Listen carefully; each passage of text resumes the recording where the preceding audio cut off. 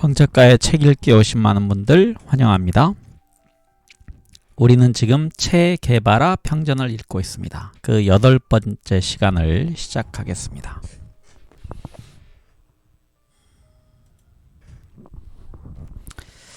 네, 오늘 읽어갈 부분은요 277쪽부터 읽도록 하겠습니다. 제목은 대장의 별, 이렇게 되어 있습니다. 대장의 별. 아마 별 계급장을 다는 순간이 오는 것 같습니다. 1957년 7월 17일 지휘본부에서는 회의 끝에 피델 카스트로는 라미노 발데스와 시로, 레론도 그리고 체 게바라를 대의로 진급시켰다. 체는 새로 편성된 이중대를 책임지게 되었다. 전위 부대는 랄로, 사르디나스가, 본대는 라미노 발데스가, 그리고 후위는 시로 헤로돈도가 지휘하기로 했다. 이 편성으로 누더기에 보잘것없는 무기를 든 75명의 바르부도들은 일단 하나의 조직으로 통합되었다. 이런 히피 같은 몰골 때문에라도 체는 일치 단결된 군기가 엄한 조직을 만들겠다는 의지를 더욱 다지게 되었다. 그는 이 부대를 자신있게 농민들의 엑소더스라 불렀다. 참고로 엑소더스란 얘기는 대탈출쯤 됩니다. 며칠 후인 7월 21일 기대하지 못했던 일이 일어났다. 체는 그날을 이렇게 기억했다.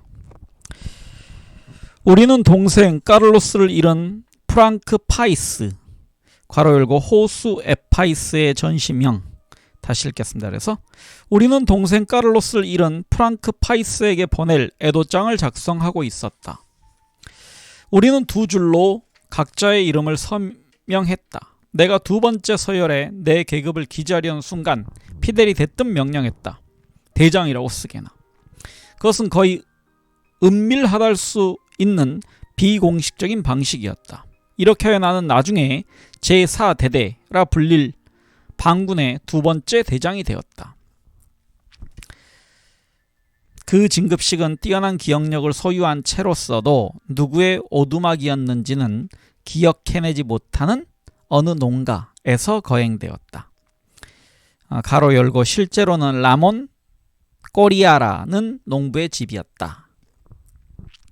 아르헨티나 출신의 외국인이었던 체 게바라가 피델의 동생인 라울보다 알메이다나 몽카다보다 또 먼저 대장이 된 것이다. 피델의 요청으로 셀리아 산체스는 특별히 준비해온 대장의 별 계급장을 꺼냈다. 금박이 둘러진 작은 별은 쿠바 혁명의 아버지인 호세 마르티의 별과 같은 모양이었다. 체는 얼른 그 별을 책모자 대신에 쓰게 된 베레모 위에 달았다. 이 모습은 1960년 3월 5일 알베르토 꼬르다가 아바나에서 찍은 유명한 사진으로 두고두고 남을 것이었다. 그 별이 탄생한 내력은 이랬다. 화염병에서부터 대전차 지뢰까지 몸 만드는 게 없었던 무기 제작자 오리스 잘디바르는 피델로부터 작은 별 하나를 만들라는 명령을 비밀리에 받았다. 청동 조각을 다듬어 만든 체의 별은 이렇게 태어났다. 그러나 그 재간 많은 오리스조차도 그 별을 누가 달게 될지 몰랐다. 결국 체를 대장에 임명한 것은 절대로 즉흥적인 것이 아니라 피델이 상당히 고심한 끝에 내린 결정이었다는 것을 알 수 있다. 그날 체는 피델로부터 손목시계도 받았다. 이 뜻하지 않은 진급에 그는 무척 고무되었다. 사실 천식 때문에 누구보다도 군대 생활에 적합하지 않다고 여겨지던 그가 아니었던가. 누구에게나 내재해 있는 자신감은 제때를 만났을 때 완전히 발휘된다. 이 일로 인해 나는 세상에서 가장 잘난 인간이라는 자부심을 갖게 되었다. 라고 그는 토로했다. 이제 자율적인 결정을 내릴 수 있는 권한을 갖게 된 신임 대장 체 게바라는 자기 부대의 기지를 엘 옴브리또로 옮긴다는 결정을 했다. 사실 피델은 이 결정을 썩 달가워하지는 않았다. 피델은 그처럼 훤히 노출되어 있는 장소에 고정 진지를 구축한다는 것이 위험해 보였던 것이다. 그러나 그는 자신의 오른팔이 내린 결정을 인정했다. 체는 수하 장교들에게 새로운 명령 하나를 추가로 내렸다. 바로 악명 높은 산체스 모스케라를 포위하는 일이었다. 하지만 모스케라는 이미 그 지역을 떠난 뒤였다. 체는 몽카다 병영 습격 4주년이 되는 7월 26일에 맞춰 무언가 그럴듯한 전공을 올릴 궁리를 하고 있었다. 피델은 신중함을 강조하면서도 특별히 그를 제지하지는 않았다. 체는 일단 에스트라다 팔마 병영을 야간에 습격하는 전통적인 전략을 포함한 야심찬 계획을 세웠다.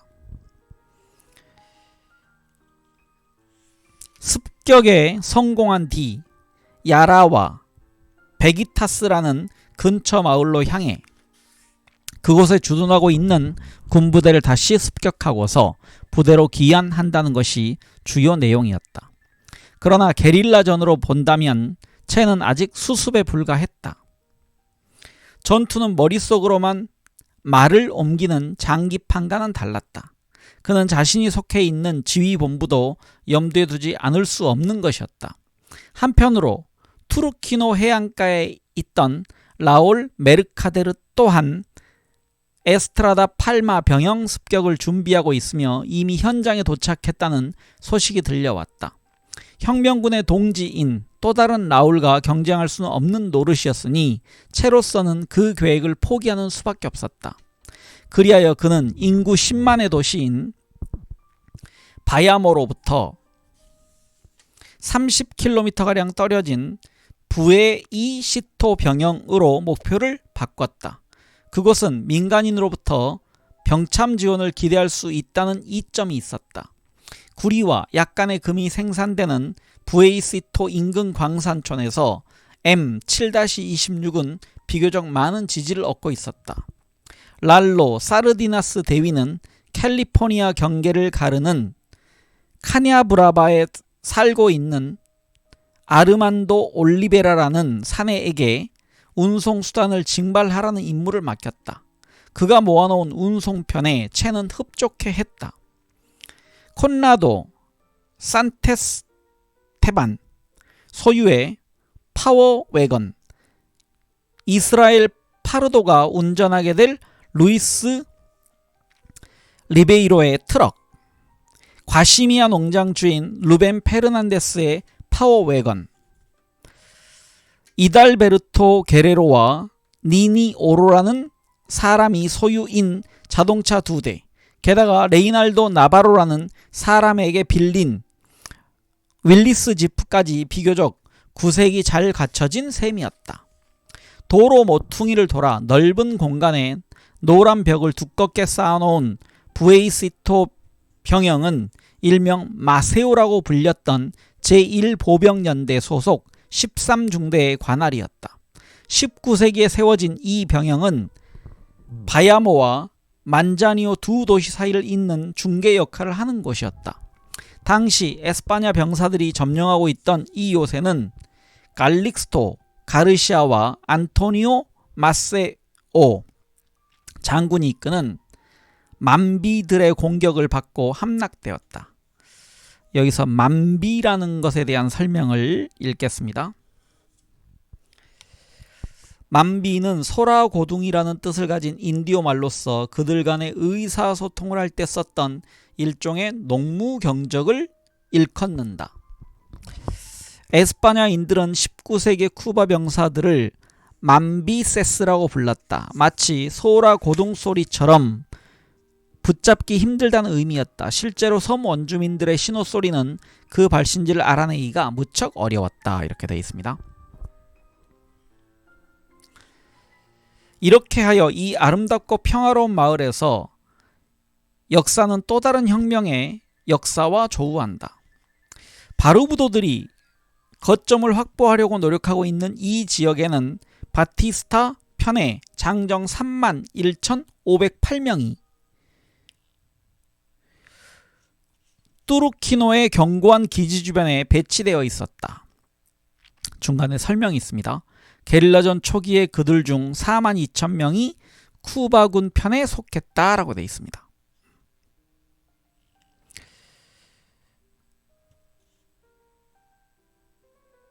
조금 이해가 안 가는 게요. 그러니까 장정 31,508명이라고 했는데 그 중에 4만 2천 명이 쿠바군 편에 속했다고 하니까 그냥 이해하시기 바랍니다. 예컨대 그들 중 16,311명은 정규군으로 3,432명은 긴급 구조대로 편성되어 있었고 건달들이나 날품파리들까지 포함하여 다른 부대에서 온 11,765명이 있었다. 그렇게 되면 이제 4만 명이 넘을 것 같은데요. 여기 또 설명이 좀 있습니다. 해병대와 경찰, 방공연맹, 군대 준한 조직 그리고 마스페레르 대령의 사병 조직은 제외하고 이렇게 해서 34,032명 더하기 17,065명 이렇게 하면 지금 4만 2천쯤 되네요. 네, 그렇게 이해하도록 하겠습니다. 얼마간 무장이 되어 있는 이 3만여 명의 장정들을 볼 때 게릴라들은 흡사 바티스타라는 골리앗 앞에선 다윗의 처지나 다름없었다. 채의 부대는 단잠에 빠져있는 군인들을 공격하기 위해 부채꼴 모양의 편대를 짰다. 7월 31일 새벽 5시 20분 공격 개시 신호가 내려졌다. 그러나 겨우 수습에 불과한 대원들은 명령을 제대로 지키지 못했고 상황은 곧장 엉클어져 버렸다. 건물 주위를 돌고 있는 한 그림자가 보이자 채는 위협적인 목소리로 물었다. 누구냐? 상대방은 채를 자기 편이라고 여겼는지 금세 대답했다. 지방수비대다. 채가 즉시 총을 겨누자 그 군인은 가까운 건물 유리창 안으로 뛰어들었다. 어둠 속에서 식탁이 넘어지고 접시가 나뒹구는 소리가 들리더니 그는 반대편 문을 통해 도망쳐 나가는 것 같았다. 그러나 그가 기지 반대편으로 도망쳤기 때문에 채는 더 추적하지는 않았다. 그 소동 때문에 요란하게 개가 짖는 소리를 들은 적의 경계병이 무슨 일인지 알아보려고 가까이 오고 있었다. 그걸 알 리 없는 채는 톰슨 자동소총을 들고 또 상대방은 가란드 총을 들고 서로를 향해 한 발짝씩 가까워지고 있었다. 몇 미터 전쯤에서 적을 알아본 채가 얼른 손들어 라고 외쳤다. 상대방이 재빨리 사격태세에 들어가자 채 역시 방아쇠를 당겼다. 그러나 채의 톰슨은 작동되지 않았다. 최악이었다. 게다가 이스라엘 파르도의 22 구경 소총조차도 목통이었다. 여기서 이스라엘 파르도는 채와 같은 편에 있는 병사의 이름입니다.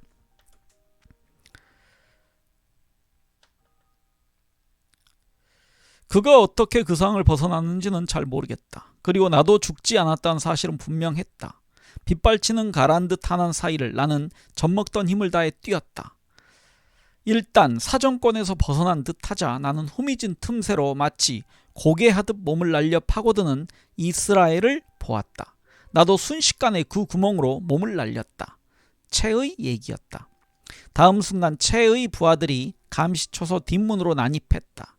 그러자 사태는 급속히 결정지어졌다. 적은 5명 부상에 2명 중상, 나머지는 포로로 잡혔다. 채의 편에서는 야노에서 온 페드로 리베라가 가슴에 총상을 입어 전사했고 라파엘 라미네스가 중상을 입은 것 외엔 별다른 피해가 없었다. 무엇보다 마누엘 에스피노사가 마을 어귀에 있는 전신주에 미리 올라가서 전화선을 끊어놓은 덕택에 경보장치가 작동하지 않았던 것이다. 1994년 채의 행적을 따라가보기 위해 시에라 마에스트라에 온 우리는 맨발의 대위라는 폴로의 안내를 받아 부에 이시토를 지나가게 되었다. 이때 채의 딸인 일다도 우리와 동행했다. 그런데 머리를 틀어 올린 한 여인이 일다를 알아보고 곁으로 다가왔다. 그녀는 감격스러운 듯 일다를 포옹하더니 목맨 소리로 이렇게 말하는 것이었다. 마을에서 1km도 못 미쳐 있는 다리를 지나는 곳에 저 인간 백정 산체스 모스케라가 자신의 노획물과 검게 그을린 시체들을 쌓아놓곤 했죠. 좋기 400명은 되었을 거예요. 우리가 지나가는 부에이, 아리바 지역 어디에서나 채는 여전히 숨쉬고 있었다. 채는 우리 안에 우리와 함께 숨쉬고 있어요. 우리의 목자로 영영 남아있을 겁니다. 혁명사가인 라몬 올리비아 가르시아는 이렇게 말했다. 제가 실수를 했습니다. 앞부분은 여성 목소리 해야 되고요. 방금은 남성 목소리 해야 되는데 다시 읽겠습니다. 쟤는 우리 안에 우리와 함께 숨쉬고 있어요. 우리의 목자로 영영 남아있을 겁니다. 이게 혁명사가인 라몬 올리바 가르시아의 목소리였습니다. 39경 2정, 자동소총 1정, 가란드 6정, 45구경 리볼보 9정, 탄창 17개. 그 정도면 괜찮은 결과였다. 게바라 일행은 지프 한 대와 포화 속에서 도망치지 못하고 다친 노새 몇 마리도 얻어냈다. 마을 어귀에 있는 나무 다리를 지나자 채는 지프를 멈추게 한 다음 화공병인 크리스티노 나란호에게 차에서 내려 후미를 방어하라고 명령했다. 채는 작전 중에 지나치게 흥분해 있던 부하들의 모습이 마음에 걸렸다. 그는 시에라의 험준한 지역이 아니라 평지에서 쟁취한 승리라고 우쭐하지 않았다. 그러나 이 작전의 성공은 정부군의 사기를 크게 떨어뜨렸으며 전국의 반바티스타 운동에 힘을 실어주었다. 이제 쿠바 전체에 에르네스토 게바라를 모르는 사람이 없게 됐다. 사람들은 그를 영웅적인 게릴라라는 별명으로 불렀다. 그 공격 이후 채는 피델에게 이런 전문을 보냈다. 10시경 우리는 공습을 받지 않고 무사히 철수할 수 있었습니다. 이어 그는 프랑크 파이스의 죽음이 가져올 심각한 파장을 언급한 뒤 M7-26 본부의 핵심을 대체할 의견도 제시하였다. 더불어 새로 지원한 25명의 신참자들을 합하여 그의 부대가 100명에 달했다는 것도 명시했다. 그 25명의 신참자들 중에 10명은 무장이 안 된 상태였다고 합니다. 이렇게 하여 피델의 제1대대와 최의 4대대 가로 열고 예전의 2대대를 합하면 모두 300명이 넘는 인원이 되었다. 엘롱브리또 기지에 다시 돌아온 채는 또다시 식량이라는 골치 아픈 문제에 직면했다. 1957년 8월 초순 그는 라몬 페레스와 함께 노새 등에 올라타고 북부의 베가그란데로 출발했다. 그는 거기서 동료 게릴라인 라몬 페레스의 아버지이자 부유한 후원자였던 세르히오 페레스 까미오를 만나 부대원들에게 필요한 보급품을 금세 확보할 수 있었다. 이런 식으로 기지의 생활은 차츰 틀이 잡혀갔다. 그동안에도 채는 대원들의 교육을 게을리하지 않았다.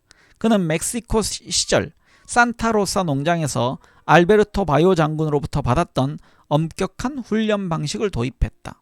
나무 기어 오르기, 급류 건너기, 급 강하, 그리고 추운 날에도 밖에서 야영하기 등등. 8월 29일 저녁 강력한 정부군 부대가 마에스트라 버팀벽을 따라 에롬브리또 방향으로 다가오고 있다는 전갈이 도착했다. 그 소식을 전해준 농부는 잘 알지 못하던 사람이었기 때문에 그들은 그 정보의 진위를 따져보기로 했다. 결국 이 소식을 믿게 된 채는 적이 오는 길목에서 매복하기로 결정했다.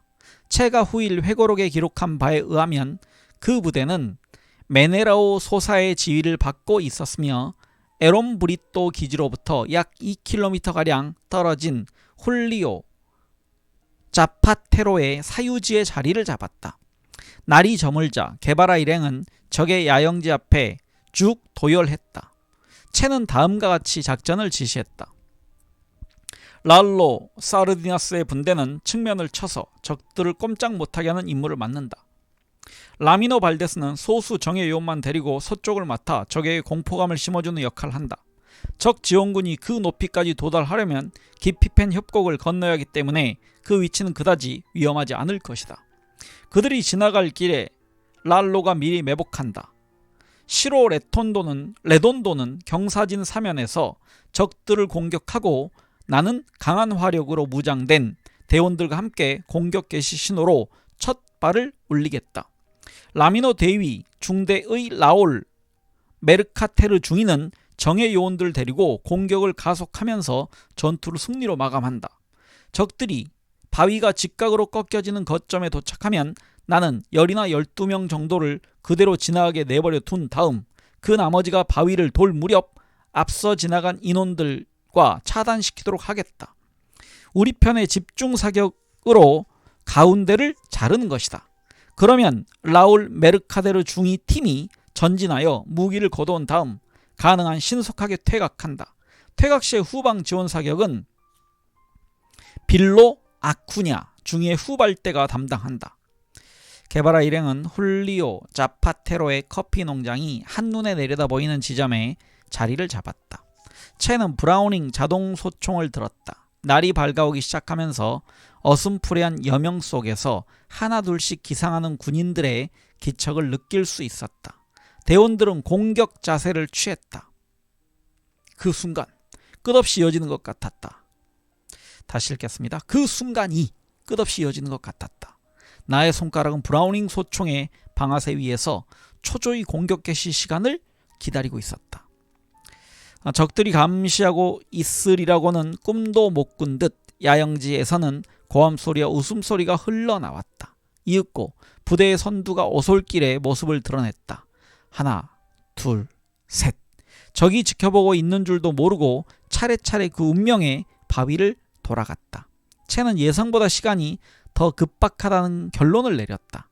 마침내 6명째를 셌을 때 위에서 고함 소리가 들렸고 군인들 중 한 명이 고개를 들었다. 채도 더 지체하지 않았다. 방아쇠를 당기자 6번째 서 있던 군인이 쓰러졌다.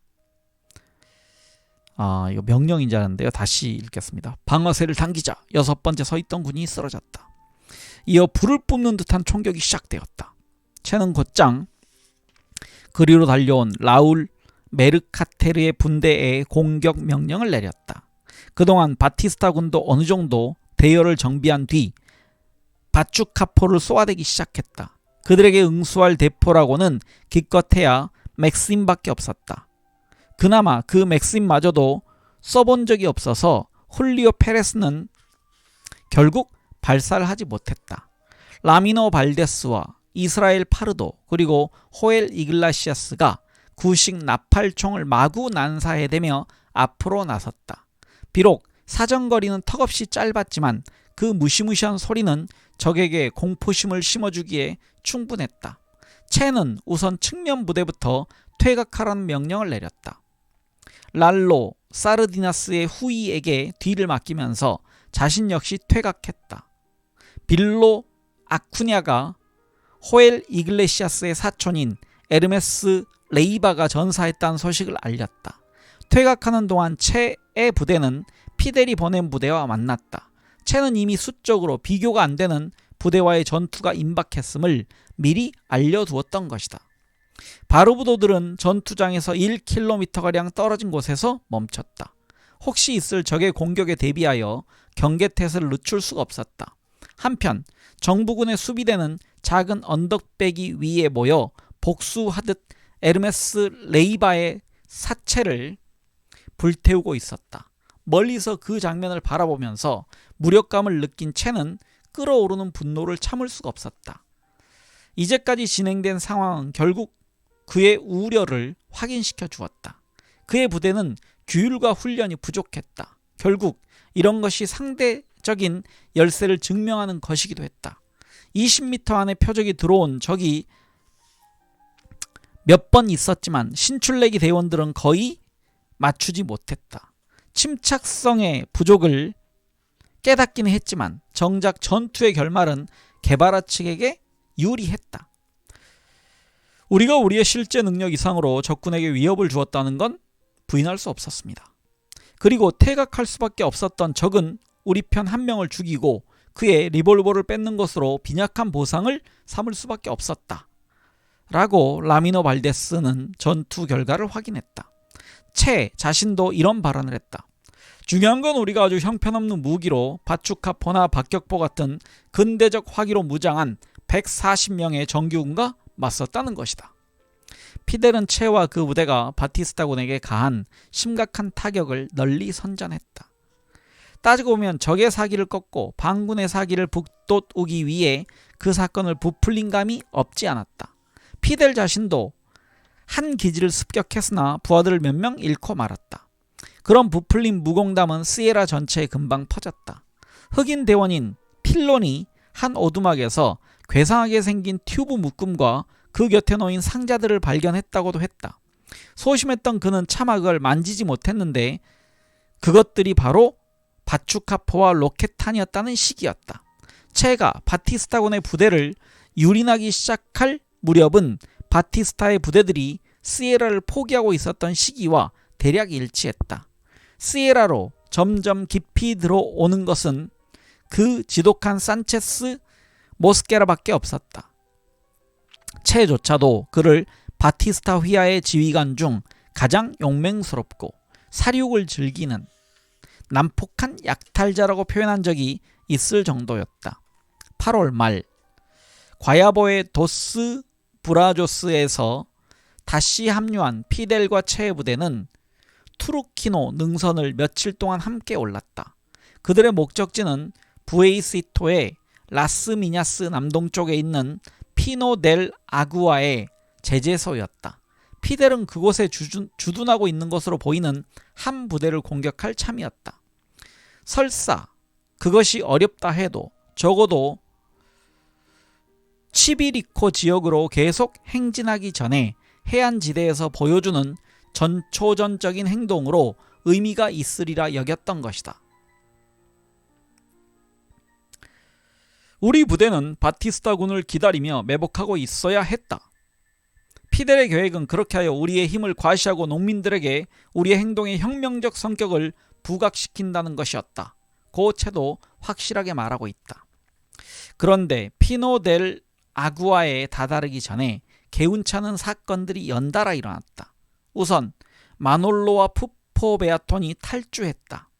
그 지역 출신의 농부였던 두 사람은 우베로 병영 공격이 있기 전에 반군에 지원했던 자들이었다. 두 번째 안타까운 사건은 로베르토 로드리게스라는 대원이 명령불복종 혐의로 무장 해제된 일이었다. 그는 치욕을 견디지 못하고 자기의 리볼버를 접수한 대원으로부터 다시 총을 빼앗아 스스로 목숨을 끊고 말았다. 그러나 가장 골치 아픈 사건은 9월 4일에 일어났다. 시로 레돈도 대인은 라스미냐스에서 레오나르도 바로라는 정부군 한 명을 사로잡았다. 그는 수차례 애원한 끝에 채 부대의 일원으로 받아들여졌으며 무척 열성적으로 임하는 듯했다. 얼마 후 그는 채를 찾아와 자기 어머니가 몸져 누웠으니 아바나로 보내달라고 청원했다. 채는 사정을 듣고 가슴이 아파 허락했다. 단 한 가지 조건이 있었다. 만일의 경우 아바나 주재 한 대사관에 피신하되 혁명군과 싸우는 걸 거부하면서 바티스타 정권을 고발하라는 것이었다. 그러나 채는 바로가 그 정권을 고발하는 것은 어려우리라는 걸 깨달았다. 그래서 그는 단지 도의적인 차원에서 첫 번째 약속만을 지키겠노라는 말을 받아들였다. 바로는 4명의 바르부도들과 함께 바야모까지 가서 아바나행 버스를 타게 되어 있었다네요. 그들은 신분을 숨기고 가급적 사람들을 만나지 말라는 지시를 받았다. 그런데 그들은 명령을 금세 잊어버리고 이 기회를 이용해 흥청거리는 동네에서 재미를 보기로 한 것이다. 코가 삐뚤어지도록 마신 바로는 지프까지 훔쳐서 바야모까지 내달렸다. 그 과정에서 우려했던 사태가 발생했다. 그 무모한 일당은 당연히 정부군에게 제지당했고 그들 모두가 즉각 총살당한 것이었다. 게다가 목숨만이라도 건져볼 요량으로 바로는 자기가 정부군들을 위해 반군들에게 술을 먹였다고 증언했다. 겨우 풀려난 바로는 그 길로 지프를 몰아 부에이시토의 라스미냐스에 있던 산체스 모스케라를 찾아갔다. 거기서 그는 게릴라와 관계를 맺고 있던 농부들의 이름을 알고 있는 대로 일러주었다. 네 불찰로 많은 목숨들이 사라졌다. 채는 무척이나 안타까워했다. 바로는 혁명이 승리한 후 며칠 뒤에 체포되어 법의 심판을 받았다. 그 사건이 벌어진 다음 날 사대대는 부에이시토 위쪽에 있는 산 파블로 데아오에 다시 모였다. 정찰대로부터 정부군의 흔적이 거리에 보이지 않는다는 것을 확인한 다음 바르부도들은 마을로 들어가 거기서 벌어진 축제에 참석했다. 트레스라고 불리는 두 대의 작은 기타와 긁어서 소리를 내는 기로 그리고 전통적인 마라카스가 어우러져 이 전원무도회의 흥을 돋우었다. 농부들의 고정관념을 바꿀 수 있는 아주 좋은 기회였다. 그런데 유독 채의 곁을 떠나지 않는 자그만 몸집의 한 여자가 있었다. 채 역시 춤은 익숙치 않았던 터라 주변의 시선도 아랑곳하지 않고 채 대장과 오랫동안 함께 있고 싶어하는 이 여인의 대화 상대가 되어주었다. 리디아 도체라고 불렀던 그녀는 곧 반군에 가담하였다. 아바나에서 사망할 때까지 그녀는 셀리아 산체스의 조직원들 중 가장 열성적인 연락원의 하나로 활약했다. 채로부터 에론브리또 기지에 M7-26의 붉고 검은 깃발을 개양하는 일을 위임받은 사람도 바로 그녀였다. 당시 그 깃발에는 바티스타 군에게 보라는 듯 커다란 글씨로 놀리는 듯한 문구가 씌워져 있었다. 1958년 한 해도 좋은 해가 되기를. 산파블로 축제가 끝나자 반군들은 그 지역 상인들로부터 보급품을 구해 석 대의 트럭에 실었다. 반군이 점령하고 있던 지역에서 게릴라들은 1953년 7월 26일에 거사를 기념하여 산티아고에서 비밀리에 인쇄된 쿠폰을 주고 물품을 샀다. 채 또한 이미 채라고 서명한 쿠폰을 사용하고 있었다. 상인들은 언젠가는 돈으로 바꿀 수 있을 것이라는 기대를 걸고 그것들을 받았다. 따지고 보면 그들로서도 그것을 받아두는 일 외엔 별도리가 있었겠는가. 일단 군수품 쇼핑을 마치면 부대는 신속하게 그 장소를 떠났다. 축제 일에조차도 채는 군기가 해이해지는 걸 용납하지 않았다. 마을 입구에서 망을 보고 있던 감시병 중 하나가 술에 흠뻑 취해 있다가 부대에서 추방된 일도 있었다. 시에라 마에스트라의 가파른 오솔길이 나타나면 그들은 트럭을 포기하고 기운 좋은 노새들의 등에 짐을 실었다. 그렇게 하여 부대는 차츰 피노델 아구아로 접근해가고 있었다. 그동안 피델은 길을 잘 알고 있는 농민을 길목 요소요소에 한 사람씩 배치시켜 놓곤 했다. 그리고 농민이 가르쳐준 길에 바티스타군이 나타나 채의 부대를 덮칠 경우를 대비하여 그는 부하들과 떨어져 나와 배후에서 공격할 수 있도록 작전을 짰다. 물론 게바라의 부대로서는 이중 작전을 제대로 수행할 수 있을지 걱정스러웠다. 9월 10일 정부군이 통과하기로 예정된 통행로 주변에 매복하고 있을 때 바위투성이의 산봉우리에서 내려온 감시병이 경계 신호를 보냈다. 놈들이 온다. 커브가 심한 길 때문에 접근해오는 적군의 대열을 알아보기는 쉽지 않았지만 트럭 소리가 들렸다. 미리 세워둔 전략은 일단 선두 차량을 고립시킨 뒤 길을 막고 적들이 근처로 흩어지기 전에 트럭에 대고 일제 사격을 가한다는 것이었다. 그러나 이런 계획은 그야말로 기가 막힌 타이밍을 요구했다. 대원들은 작은 도로 양옆에서 각자 전투 위치를 잡고 대기하고 있었다. 계획대로라면 이그나시오 페레스 대위가 선두 트럭을 맡아야 했다. 그런데 예기치 않은 방해물이 끼어들었다. 갑자기 요란한 폭우가 쏟아지기 시작하더니 순식간에 한 치 앞도 분간하기 어려워졌다. 채는 곁에 있던 동료들을 독려했다. 이 물난리로 더 곤란해진 편은 적들일 것이다. 이 비로 그들의 주의력이 흩어질 것이고 그들은 그저 진창에 빠지지 않을 궁리만 할 것이다. 마침내 이그나시오 페레스가 예정된 각본대로 선두 트럭에 기관총을 쏘아댔지만 아무도 명중시키지 못했다. 빗줄기가 워낙 거센 탓에 총알마저 밀리는 모양이었다. 대신 군인들만 자극한 꼴이 되어 군인들은 트럭에서 뛰어내려 숨을 곳을 찾아 흩어졌다. 폭우 속에서 전투가 개시되는 묘한 상황이 발생했다. 그리고 그 와중에 젊은 시인으로 불렸던 호세 데 라 크루스가 쓰러졌다. 얼마 지나지 않아 게릴라들은 여기저기에 고립되어 격렬한 사격전이 계속되는 중에 방향조차 분간할 수 없는 지경에 이르고 말았다. 그때 타틴이라는 대원이 빈 트럭 위로 기어올라가 버럭 고함을 질렀다. 대장은 트럭 아래에 있다. 그리로 간다. 진짜 사나이들은 거기서 볼 것이다. 채는 그 대담한 행동으로 목숨을 단축시킬 수도 있었을 타틴 쪽으로 갔다.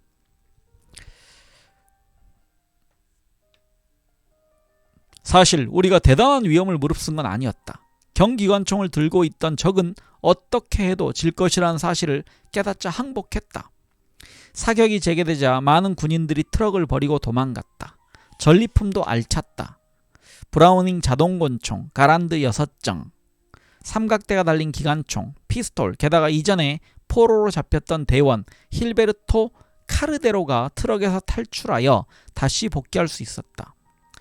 크루시토에 입성한 뒤 체의 4대대는 엘자파테에 있는 피델의 주력 부대와 만나기 위해 보테아산 정상을 지났다. 라미노 발데스가 반갑지 않은 소식을 가지고 온 것은 그때였다. 펠라데로에서 전위를 책임지고 있는, 다시 읽겠습니다. 전위가 아니고 전위를 책임지고 있는 랄로 사르디나스 대위가 체의 부하들 중 한 명을 쏴 죽이는 항명 행위를 저질렀다고 했다. 당장 사건의 내막을 파악한 체는 문제가 그렇게 간단하지 않았으므로 피델에게 사정을 전했다. 라플라타 근처에 있는 임페르노 기지에서 피델은 이 문제를 대원들의 표결에 붙였다. 결과는 랄로의 사형에 64명이 찬성, 63명이 반대했다. 하지만 대담무쌍한 전사로서의 랄로 사르디나스의 가치를 무시할 수 없었던 피델은 랄로에게 다시 한번 기회를 주기로 했다. 그는 변호할 기회를 얻자 자신의 능력을 크게 떠버렸다. 다시 투표로 들어갔다. 이번에는 63이 찬성, 반대가 64이었다. 랄로는 목숨을 건졌지만 계급을 강등당하고 백의종군해야 했다. 일단 전투에서 무기를 획득하기 전까지는 무기도 주어지지 않았다. 훨씬 뒤에야 그는 결정적인 표가 바로 체의 것이었다는 걸 알게 된다. 나는 무죄 투표하기로 결정했다. 왜냐하면 나는 집행자이면서 동시에 재판관이 될 수 없었기 때문이다. 라고 체는 후일을 털어놓았다. 체로서는 자신의 전위부대 대위 한 명을 잃은 셈이었다. 그 자리를 대신 맡은 건 저 용감무쌍한 카밀로 시엠푸에고스였다. 그는 그 지역에서 자행되고 있는 잦은 만행과 약탈을 통제하는 임무도 부여받았다.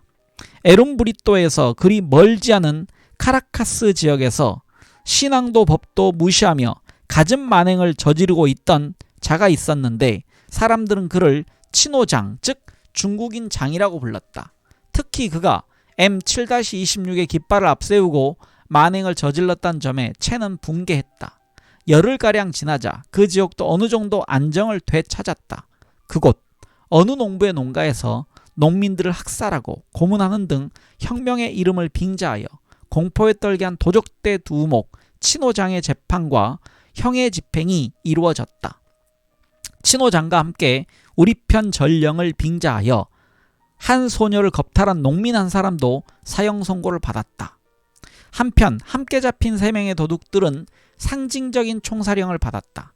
피델은 이 청년들에게 다시 한번 기회를 주기 위해 총구는 겨누되 하늘을 향해 실탄을 발사하라고 명령했다. 사격 후 그들 중 한 명이 아직도 목숨이 붙어있는 걸 실감하자 감격에 겨워 체의 목을 끌어안았다. 마치 아버지를 만난 듯한 모습이었다고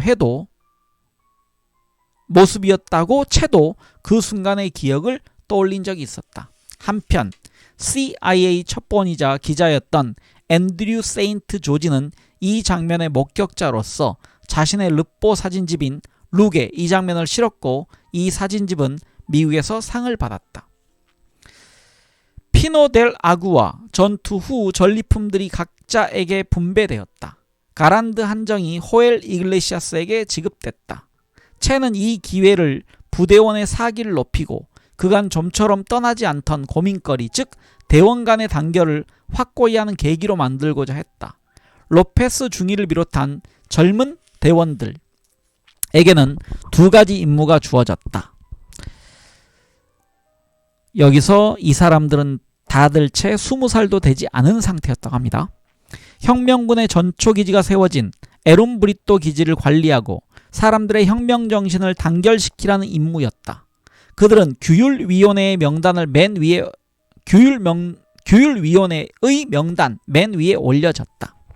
채가 종종 입술이 타들어갈 만큼 짤막해진 C각 꽁초를 물고 기지 내를 거니는 모습은 대원들에게 익숙한 장면이었다.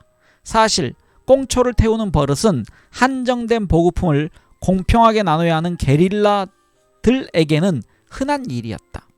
채는 공평함에 관한 한 편집증에 가까울 만큼 철저했다. 대장인 자신조차 커피 한 잔이라도 다른 사람보다 더 마시는 일은 없도록 커피 양까지 통제할 정도였다. 한편 농민이나 평지 출신의 민간인이 게릴라에 가담하고 싶다고 오면 채는 떠보듯 이렇게 묻곤 했다. 자네는 왜 싸우려 하나? 대답이 흡족할 때만 그를 받아들였다. 그러면서 신참에게 이 세계에서 싸워야 할 독재자가 바티스타뿐만이 아니라는 사실을 주지시키고 베네수엘라의 페레스 히메네스, 산토도밍고의 투르히오, 그리고 콜롬비아의 로아스 피니아 등을 언급했다. 어느 날 농민 3사람이 기지로 찾아왔다. 읽고 쓸 줄 아시오?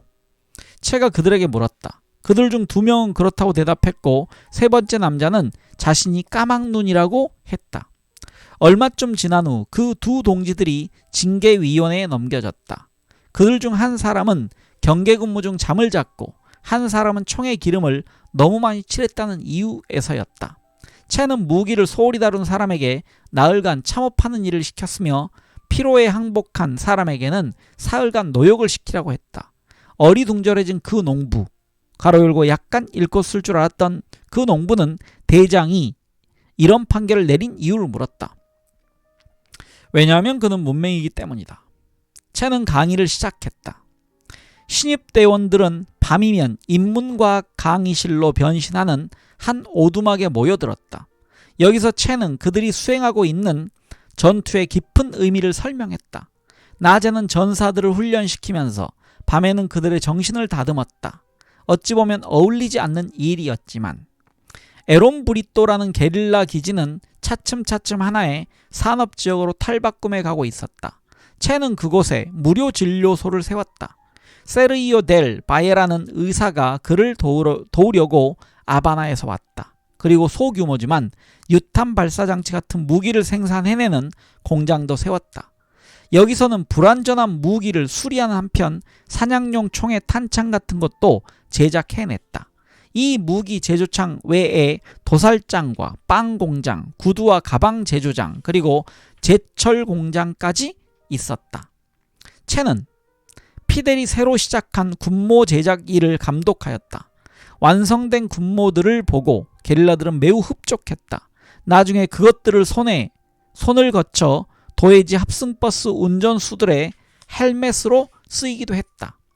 에론 브리또의 게릴라 학교를 겸하는 정치학 교실은 아무래도 미흡한 점이 많았다. 우선 너무 비좁고 외져서 새로운 요구에 부응하기가 어려웠다. 그래서 채는 시에라 마에스트라를 벗어나지 않으면서도 좀 더 평지에 가까운 지점인 미나스 데 프리오에서 혁명의 기운을 상승시킬 지식을 계속 전파하기로 했다. 그 과정에서 그가 동료 부하들에게 부단히 강조했던 것은 전투는 빙산의 일각이라는 점이었다. 중요한 것은 우리가 행하는 것과 왜 그렇게 행해야 하는지를 깨닫는 것이라고. 몇몇의 죽음이 모두를 이롭게 할 수 있다 라고 그는 거듭하게 강조했다.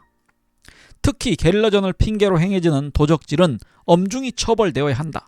바티스타의 부하들이나 일삼는 그런 도적질에 오염되어서는 안 된다. 그의 10월은 좀처럼 끝나지 않을 것처럼 길었다. 에론 브리또 기지는 더욱 보강되었다. 2명의 대학생이 아바나로부터 좋지 않은 소식을 가지고 왔다. 바티스타가 마에스트라 지역에 대한 대규모 소탕 작전을 다시 계획하고 있다는 것이었다. 채는 별로 놀라지 않았다. 그보다 그가 더 큰 관심을 보인 건 그 소식을 가져온 전령들이었다. 그들 중 한 명은 엔지니어, 다른 한 명은 수의사가 될 예정이라고 했다. 채는 그들에게 인근의 급류 위에 소규모 수력발전소를 세우고 싶다는 계획을 밝혔다. 그는 그들을 몸소 그 장소까지 안내했다. 그곳에 살던 차나 페레스라는 여인은 이들에게 방군의 빵, 즉 베이킹 파우더를 넣지 않고 만든 이른바 돌빵을 가마에서 꺼내왔다. 여기서 차나 페레스라는 여성에 대한 설명이 있습니다. 지금은 90세가 된 이 여인은 채에 대한 추억을 여전히 간직하며 살고 있다 라고 되어 있습니다. 게다가 집에서 직접 만든 시가까지 내밀었다. 바르부도들은 자체적으로 담배까지 생산하고 있었다. 채는 한 모금 빨아들이다 말고 콜록거렸다. 에론 브리또의 시가들은 유독 독한 편이었다. 그보다 좀 더 떨어진 곳에 있는 무기 공장에서 그들은 바티스타군이 투하했으나 불발된 폭탄들을 보여주었다. 그들은 그것들을 다시 위로 쏘아보낼 수 있도록 개조한다고 했다. 이것들은 더는 하늘에서 떨어지지 않을 겁니다. 대신 땅에서 그곳으로 쏘아보내는 거지요. 그들 중 누군가가 말했다. 네, 이상으로 제가 301쪽까지 읽었습니다. 다음 시간에는 로시난테를 탄 돈키호테라는 제목을 가진 부분을 읽도록 하겠습니다. 네, 긴 독서 함께 해주신 많은 분들 감사드립니다. 편하고 행복한 하루 보내시기 바랍니다.